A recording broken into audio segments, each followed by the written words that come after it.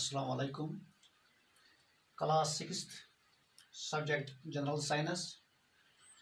Topic जो हमारा पिछले लेक्चर में हमने डिस्कस किया था the living organisms and there surroundings. ये हमारा जो टॉपिक है जो 6 क्लास जनरल साइंस का एक चैप्टर है, उसका आज हम दूसरे लेक्चर में सब टॉपिक जो हमारा है हैबिटेट एंड एडाप्टेशन।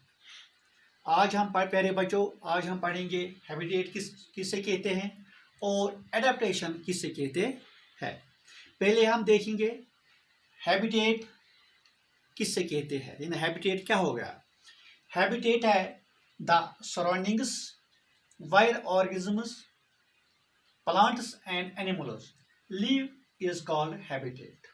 यानी प्यारे बच्चों जहाँ कोई जानवर या कोई प्लांट जो जहाँ उगता है, जहाँ रहता है, जो एनिमल जहाँ रहता है, वो हो गया उसका हैबिटेट। वो हो गया उसका हैबिटेट। प्यारे बच्चों हैबिटेट सीधा सा मान लिया आप, the organisms depend for their food water air shelter and other needs on their habitat. Habitat यानी हर एक जानवर ये चाहता है कि मुझे खाना मिले, एयर मिले, फ्रेश एयर मिले, शेल्टर मिले और वाटर मिले। जहाँ पानी मौजूद होता है, जहाँ जिस जानवर को जहाँ गुज़ा पानी हवा, वो वही रहना पसंद करता है। अब हैबिटेट मीन्स ए डेवलिंग प्लेस, ए होम। सीधी सी बात है।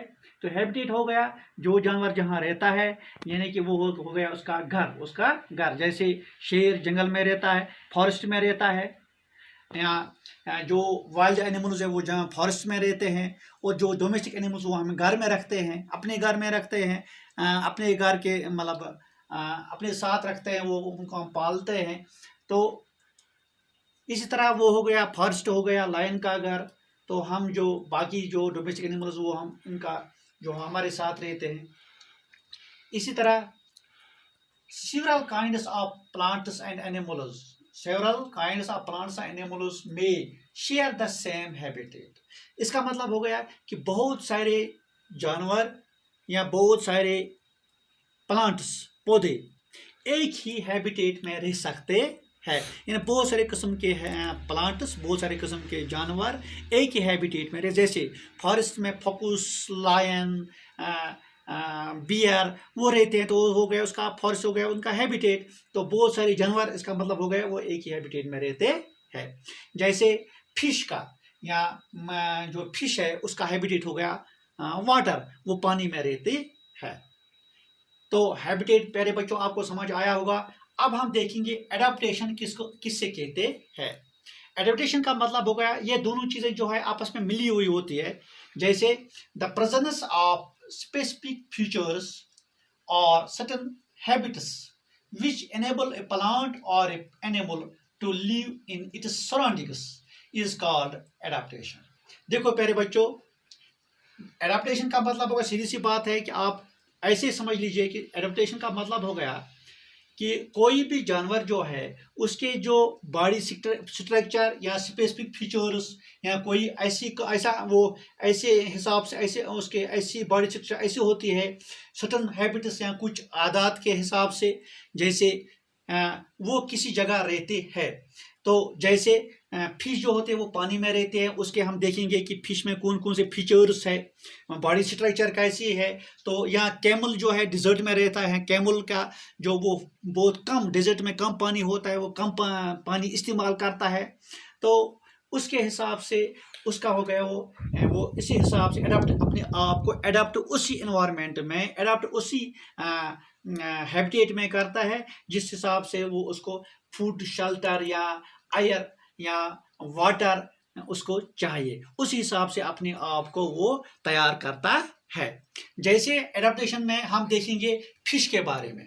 फिश जो है वो पानी वाटर में रहती है। प्यारे बच्चों आपको पता है, हाँ, अगर हम इस मछली को बाहर निकालेंगे तो क्या हो जाएगी, वो तो मर जाएगी।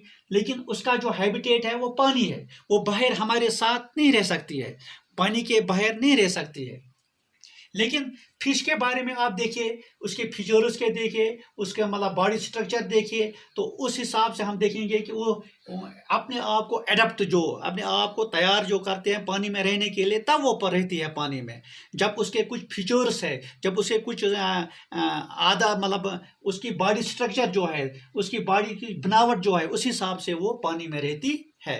जैसे मैंने अभी बताया कि डिजर्ट में अलग जानवर, जैसे ऊंट जिसको कैमल कहते हैं, उसकी गर्दन वो लंबी होती है, उसी हिसाब से वहाँ क्योंकि पत्ते कम होते हैं और प्लांट्स जो होते हैं वो थोड़ा और उसकी जो टांगे होती है, वो लेग्स जो होते हैं वो बड़ी लंबी होती हैं, क्योंकि उसके मतलब बॉडी टेम्परेचर जो होता है, रेत में ज़्यादा टेम्परेचर होता है दिन में, तो उसको वो अपने आप को एडप्ट करते हैं, क्योंकि वो उसको वहाँ गर्म ज़्यादा होता है, तो इसलिए उसकी टांगे जो होती है वो थोड़ा लॉन्ग होती है। इस तरह हम यहाँ फिश के बारे में पढ़ेंगे।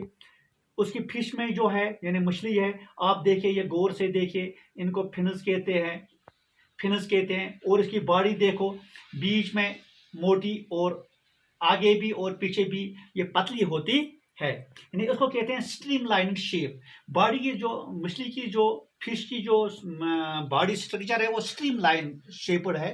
स्ट्रीमलाइन शेप का मतलब हो गया कि बीच में मोटी और आगे और पीछे पतली। तो इसका मतलब हो गया, इसमें क्या खासियत है, हेल्प्स मूव इनसाइड वाटर। ये इसको क्या करते, मदद करते हैं कि पानी में वो तैरने में, चलने में मदद करती है, क्योंकि स्केल्स, इसके ऊपर जो स्केल्स होते हैं, protect fish and help us in easy movement. ये क्या करते हैं कि अपने इस मछली को बचाती भी है और आराम से ये मूवमेंट में भी मदद करती है। फिन्स एंड टेल, ये हो गया टेल, और ये हो गई फिन्स।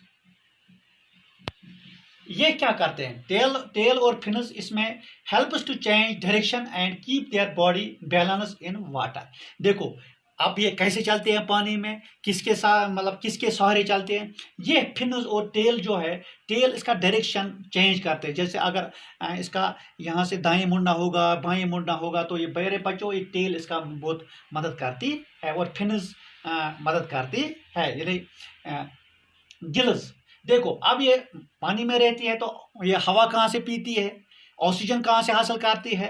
देखो इसके अंदर आपने देखा होगा, ये कान जो है अपनी मछली खाई होगी, तो उसमें वो जैसे वो रेड जैसा वो एक ऑर्गन होता है जिसको कहते हैं गिल्स।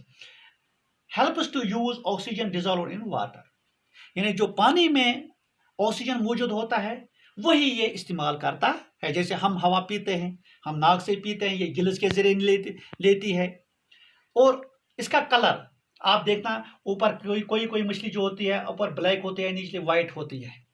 कलर जो है प्रोटेक्ट फ्रॉम एनिमीज, जैसे अगर नीचे से कोई इसको पकड़ने आता है तो ऊपर से इसको दिखता है कि ये सफ़ेद है, जैसे ये अल्लाह ताला ने इसको ऐसे बनाया है कि ये आपको कलर के जरिए भी अपने आप को बचा सकती है। ये हो गई फीचर्स ऑफ फिश, यानी फिश जो है इस हिसाब से अपने आप को एडप्ट करते हैं पानी में रहने के लिए।